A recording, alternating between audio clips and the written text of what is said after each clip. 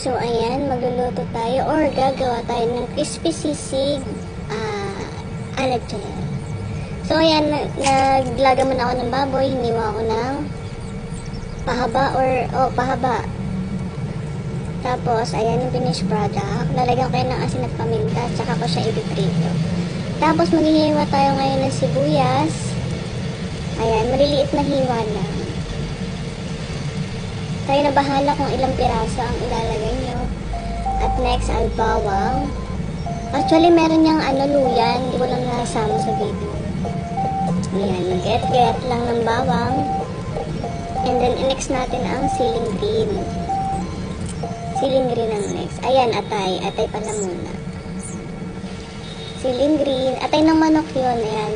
Optional yun ba? Depende sa'yo kung gusto mo maglagay o hindi. Pero mas masarap, may atay.